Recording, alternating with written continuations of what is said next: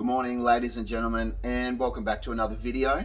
Thank you for joining me. And this one here is a morning cup of mindfulness from me, still in my pajamas because it's too chilly to get out of them and I'm too lazy. And anyway, what I want to go with today is something I wrote down, touch on some things that I wrote down here a little while ago. But we're going to start with a quote. So this is a quote from a bloke who has inspired me a lot. And from a business sense, he is somebody who's provided a lot of influence to me as well. His name is Jim Rohn. Jim Rohn was a very, very successful businessman.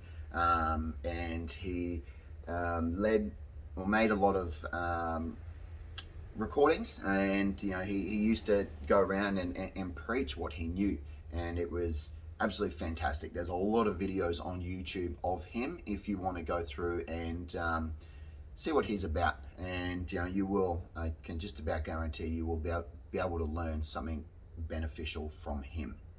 So this quote actually I wrote in the start of this notepad about a year or so ago when I bought it, and when I opened it up to get a fresh notepad, it was there, and it was a bloody treat for me to find. And it was something that I guess ultimately it's like everything, our external world is a reflection of our internal self. So it came at a very crucial time in my life, or it was very succinct for the things that I was going through. So the quote goes like this: "We must all suffer one of two pains, the pain of discipline or the pain of regret. The difference is discipline weighs ounces, while regret weighs tons." Again, it was a friendly reminder from my own life. Starting up my own business, discipline is a very, very difficult thing for me to grasp, and that's mostly because of probably my ADHD, and whether that you want to see that as an excuse or a reason, I'm not really too fussed. But there's a lot of other things in my life that help contribute to my lack of discipline at times. So and then from that discipline or lack of, you get that regret, like I should have done this, I should have done that, I could have, blah blah blah. So discipline is a hard one for me, especially with my ADHD. ADHD, for those who don't know, has this beautiful little friend called executive dysfunction. Now, I'm going to get very scientific here with you guys, so please, listen in if you can. What executive dysfunction means is basically that parts of my brain don't work very well. So this means that I find it incredibly difficult to do the things that I'm not interested in. Obviously everybody's like that, but it is sort of further enhanced with me. It becomes debilitating, and I catch myself out all the time. And then even though I've caught myself out, I still find it difficult to get up and do those things. So it's about, for me, understanding that, learning the processes that I need to do to put in a place to be able to help mitigate that. And yeah, it's a work in progress, as everything always is. So the upside though to my ADHD and the lack of discipline that I get is I'm incredibly creative. So this is a benefit to when you're running a business, especially when you're doing a handyman business like me, because you need to be creative with how to problem solve and whatnot. So, and I love my creativity. It's ultimately what brings me here. I can simultaneously satiate my creativity by sharing with you guys and sharing my mind, but also appease my ADHD by being distracted and procrastinating about doing the things and the other shit that I really should be doing. So like right now I should be doing a lot of other things, but here I am drinking tea and sharing with you guys the thought processes of my mind. So you are welcome for that. So on the other hand of that discipline was that regret. There is the pain of regret, and we can all agree that the pain of regret, it weighs freaking tons. It kills us all. So we will always be more upset of the things that we don't do or possibly should have done And for the reason for that, and this is in my completely uneducated guess, it's because we always get stuck with the what if. The what if in a past tense is ultimately a redundant question. What if in general is a redundant question. So in a stoic or philosophical sense, there is no use for us to worry about what if something else had happened, as it didn't happen and you can't change it. Stoicism, for those who don't know what it is a very logical based form of thinking. It's, it's beautiful. It is truly beautiful. There are a lot of powerful people in the world who have followed Stoicism. It's something that I follow, or like, I guess aspire towards, because I definitely don't put it into practice every single minute of every single day. Marcus Aurelius, who was a Roman emperor, who had a huge part of this world's history. If you've watched Gladiator, he's the emperor that is in power then. So it is beautiful. So I definitely encourage you to go out and look into Stoicism and how it can possibly change your life. Again, YouTube is a beautiful place to start because there's a lot of videos on there around it. It's got a pretty big following now as well in today's age. So going from the philosophical into the spiritual sense, everything is perfect within this world, within this universe, within your reality. So the fact that did or didn't happen is irrelevant because it is perfect in its creation. So again, it is still a redundant question.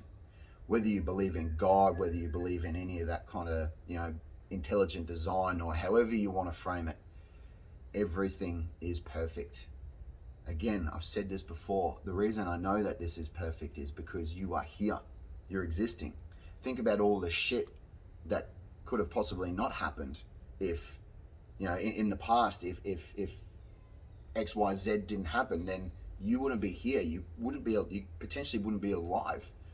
So again, excuse me, early in the morning. So again, in a spiritual sense, everything is perfect. So the fact that it did or didn't happen is perfect. This one's a fun one. In a science sense.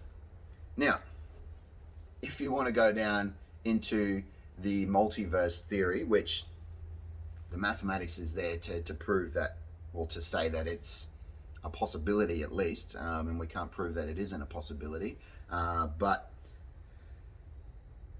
in the multiverse theory, that thing that did or didn't happen, it did happen, or it didn't happen.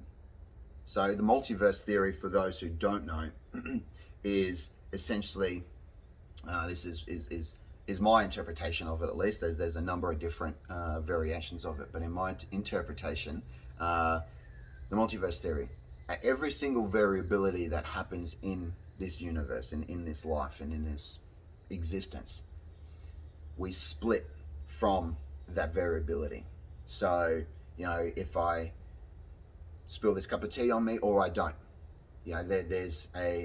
that's a variability, and in that variability I may spill this tea on me or I don't spill it on me. And whatever universe that you are in right now is that universe of whatever direction that you've gone. So if you want to believe the multiverse theory, that thing did or it didn't happen. You are just there to experience it. It is happening in another universe, in another dimension, in another whatever it might be. So, and for whatever reason, this universe, this reality that you have, has brought you here with me once again. So I am thankful for that. But yeah, that takes us down into quantum mechanics again, and it's a very peculiar thing, and it takes us to that singularity, and the singularity is a very bloody peculiar thing. So I have a question though, and it's a reversal to your what if question. What if that thing did happen or it didn't, and the path that you took down ended up with you dying, or even worse, one of your loved ones dying. And that's a very real possibility. You know, we sit back and we think, you know, what if this happened, or what if I had have done this?